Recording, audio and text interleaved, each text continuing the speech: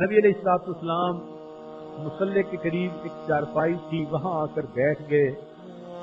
سیدہ فرماتی ہیں میرا جی تو چاہا میں اٹھوں اور نبی علیہ السلام کے قدموں سے لپٹ جاؤں اور کہوں کہ آپ نے بھی اس بات پہ یقین کر لیا، مگر میں نے کہا میں اپنے اللہ سے فریاد کرتی رہوں گی۔ اتنے میں نبی علیہ السلام نے مجھے بلایا، میں سجد سے اٹھی اور آ کر چارپائی پر بیٹھ گئی۔ محبوب صلی اللہ علیہ وسلم میرے قریب ہو گئے اور بڑے پیار سے یہ فرمایا، حمیرہ اگر تم سے کوئی غلطی ہو گئی ہے اللہ سے معافی مانگ لو، اللہ معافی مانگنے والوں کے گناہوں کو معاف کر دیتا ہے۔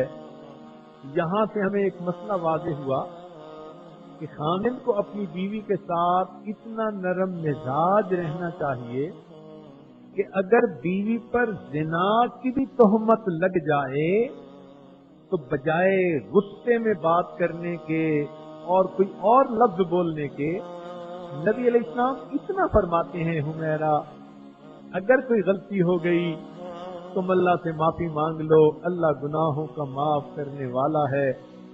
عائشہ صدیقہ عنہا فرماتی ہیں کہ میں نے اس کے جواب میں یہ کہا کہ دیکھیں اس وقت آپ لوگوں کی اتنی باتیں سن چکے، میں یقین دہانی کروانے کی کوشش بھی کروں گی تو شاید آپ کو یقین نہیں آئے گا۔ میں وہی کہتی ہوں جو یوسف علیہ السلام کے والد نے کہا، انما اشکو بثی وحزنی الی اللہ، میں اپنا غم اور اپنا حزن اللہ کے سامنے بیان کرتی ہوں۔ ذرا غور کیجئے یعقوب علیہ السلام کے کردار کو کس طرح انہوں نے کاپی کیا، اور یہ کہہ کر وہ فرمانے لگی کہ میرے ضبط کے بندھن ٹوٹ گئے، میری آنکھوں سے پھر آنسو برسنے لگ گئے۔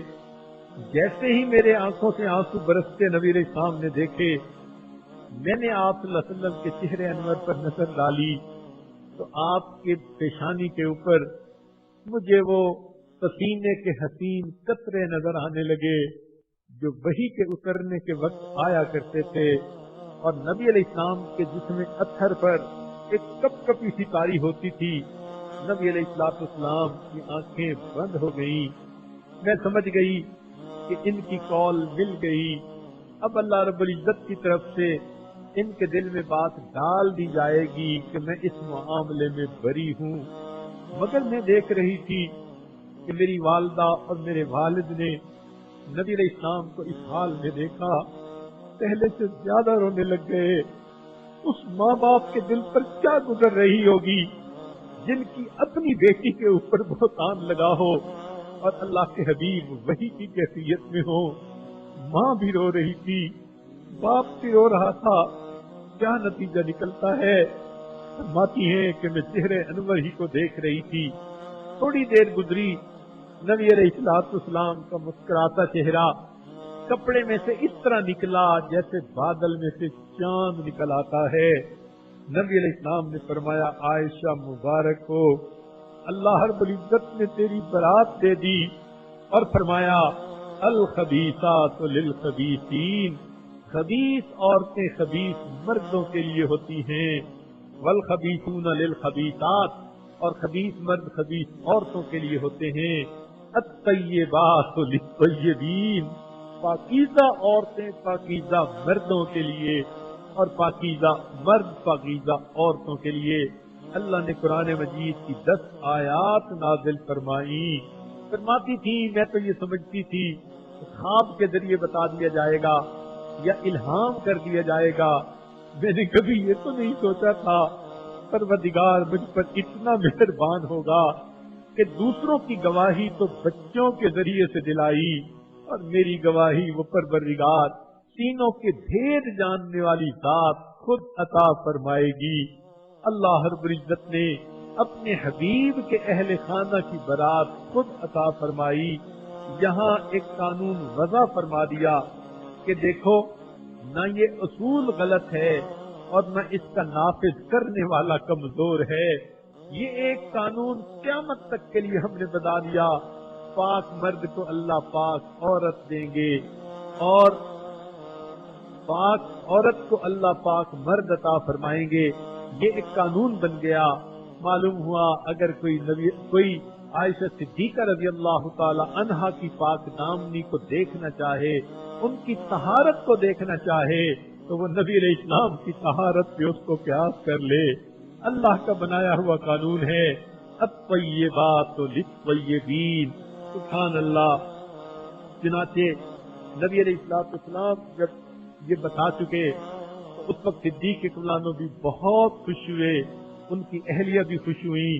ان کی اہلیہ فرماتی ہیں اپنی بیٹی کو کہ بیٹی اٹھو، نبی علیہ السلام کا شکر ادا کرو. فرماتی ہیں کہ میں نے کہا میں پہلے اس ذات کا شکر ادا کروں گی جس پروردگار نے میری برات عطا فرمائی. رب کریم میری راتیں روتے گزر گئی. جواب میں فرما دیا الا لہم مغفرۃ و اجر عظیم. چنانچہ یہ ارشاد فرما دیا میری حمیرہ تیرا محبوب تجھ سے کبھی جدا نہیں ہوگا. یہ منافق چاہتے تھے کہ تم کو جدا کر دیں، لیکن میں نے برات دے کر فیصلہ کر دیا کہ اب میرا محبوب آپ سے کبھی جدا نہیں ہوگا، بلکہ اس کا وصال ہوگا تو تیری گود میں، بسیرا ہوگا تو تیرے حجرے میں. قیامت کا دن ہوگا تو محبوب کی انگلی پکڑ کر میرے سامنے پیش ہوگی. سبحان اللہ. یہ اللہ رب العزت کی طرف سے کتنی رحمت کا معاملہ تھا.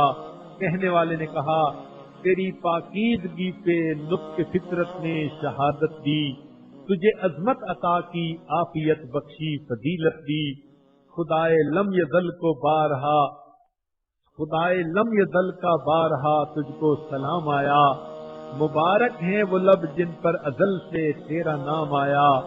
رسول اللہ نے رکھا ہے صدیق کا لقب تیرا، فقط فرشی نہیں عرشی بھی کرتے ہیں ادب تیرا. شرف تیرے دوپٹے نے یہ جنگ بدر میں پایا، اسے پرچم بنا کر رحمت عالم نے لہرایا. تیرا حجرہ امین خاص ہے ذات رسالت کا، فرش پر ہو کے بھی ٹکڑا ہے وہ باغ جنت کا. اسی میں رحمت للعالمین رہتے سے رہتے ہیں. تیرا حجرہ ہے جس کو گنبد خضرا بھی کہتے ہیں. شفاعت کی تیرے رحمت قدا سے ابتدا ہوگی، اسی پر امتوں کی مغفرت کی انتہا ہوگی. اللہ رب العزت کی طرف سے مہربانیاں دیکھیے کہ ایک قانون بنا دیا قیامت تک کے لیے. پاکیزہ عورت ہوگی، اللہ پاکیزہ خامد عطا فرمائیں گے. پاکیزہ خامد ہوگا، اللہ پاکیزہ بیوی عطا فرمائیں گے. سورہ یوسف کے سارے مضمون کو ذہن میں رکھ کر اور آج اس واقعہ اس کے مضمون کو سامنے رکھ کر آپ اپنی زندگیوں پر نظر دوڑائیے. کتنی عورتیں ہیں اپنی نگاہیں پاک نہیں، اپنی سوچیں غلط ہوتی ہیں، بہتان اپنے خامد پر لگاتی ہیں. وہ باہر وقت لگاتا ہے، ہم میں دلچسپی نہیں رکھتا. یہ کیوں نہیں سوچتی میں بھی تو خبیثات میں سے ہوں، میں بھی تو ٹیلی فون پہ باتیں کرتی ہوں، میسجز آتے جاتے ہیں، میں بھی تو غیر محرم مرد کے بارے میں دل کے اندر کیسی فیلنگز رکھتی ہوں جو میں کہہ رہی ہوں. عدل کا بدلہ اللہ کا بنایا ہوا قانون ہے، مجھے سب کچھ وہی مل رہا ہے. آج کوئی اگر نوجوان بچی یہ چاہتی ہے اللہ اسے ایسا خامن دے، محبت کرنے والا ہو اور وہ سارا کا سارا اپنی بیوی ہی کے لیے ہو، تو اس کو چاہیے وہ اپنے آپ کو غیر محرم مرد سے 100% محفوظ. میرا دل بدل دے، میرا دل بدل دے.